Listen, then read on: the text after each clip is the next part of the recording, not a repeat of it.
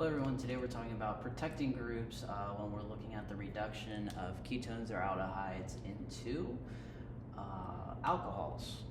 So, right here we have our reagents that we would typically use if we wanted to add in our group. We'd use the Grignard's reagent in acidic conditions. But what you'll notice is this isn't just your average ketone or aldehyde, we have an alcohol here. So what's the big problem here? Well, we got to remember what the Grignard's reagent is and the properties about it. We know that there's such a difference. Let me redraw this here. H3C, just so you know where the bond's at. Between the carbon and the magnesium, that is a very, very polar bond to the point where this carbon basically has a negative charge and the magnesium basically has a positive charge. So what happens here? Well, CH3 on its own with a negative charge, that's no bueno. We don't like that. So it's going to act as a very, very, very strong base to form a methyl group. So what does it do? It grabs the hydrogen and dumps electrons, and we get an alkoxide. Womp womp. That's not what we were looking for. We were looking to reduce that ketone into an alcohol. So how can we do this? How can we make this reaction occur? Well, we have to add a protecting group. So we want to use the reagents of trimethyl silyl chloride. We'll look into why specifically that. And we also want to use triethylamine.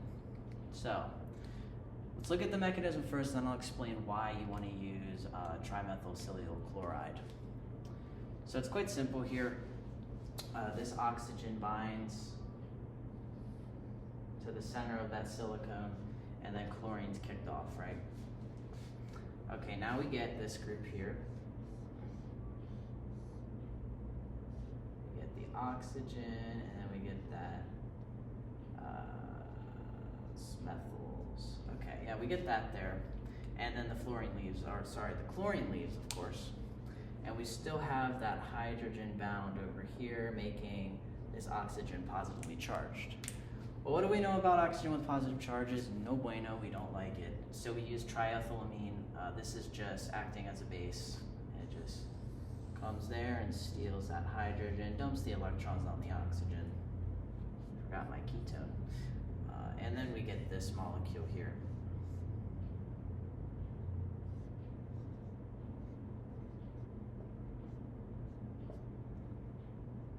I get this. Now we could do the Grignard's reagent process and be fine, because that's not going to react, right? That oxygen silicon bond is not going to break. Nothing strange is going to happen there.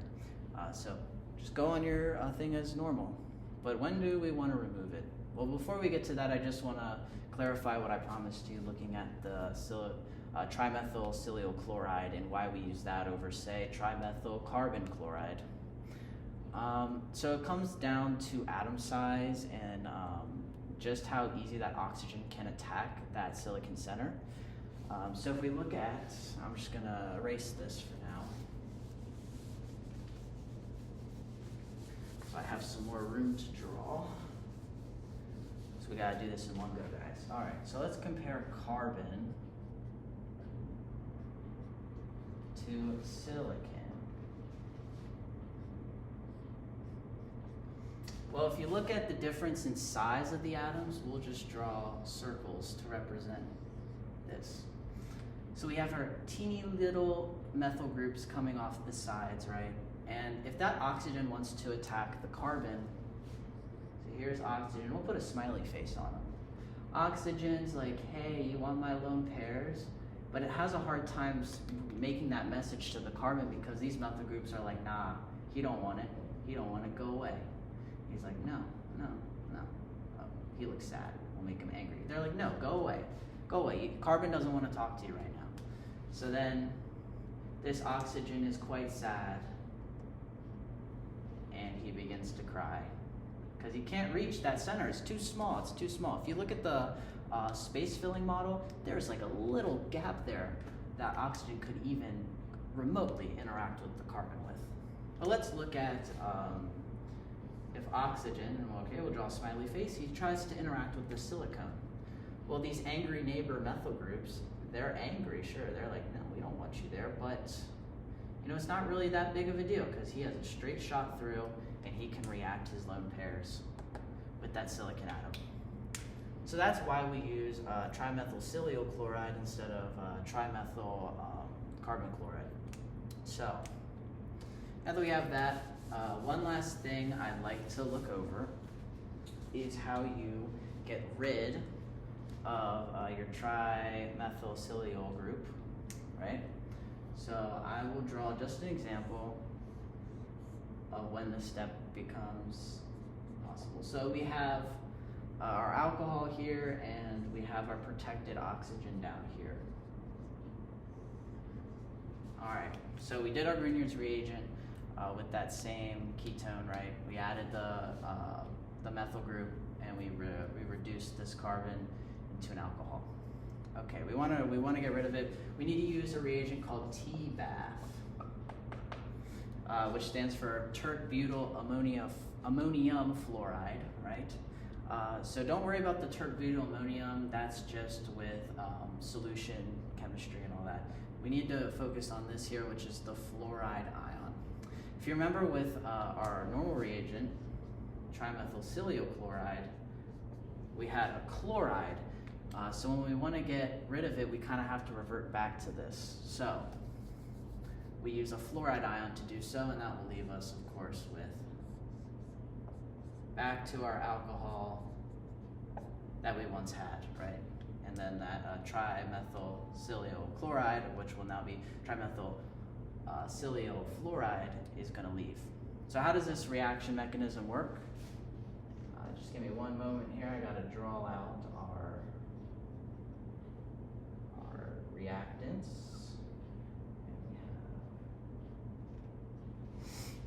This here. So first you need some water,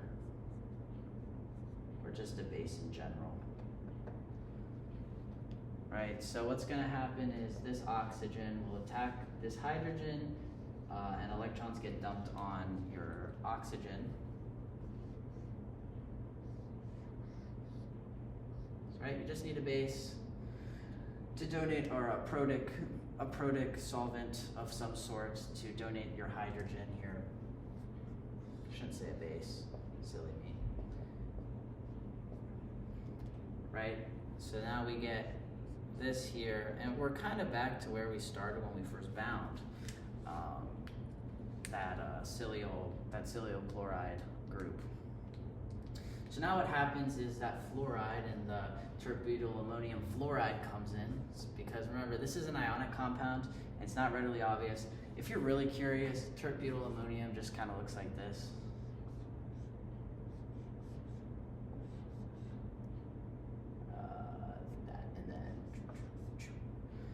Tert-butyl, 4 butyl groups coming off of a nitrogen that makes it positively charged, right, which ionically binds with fluorine.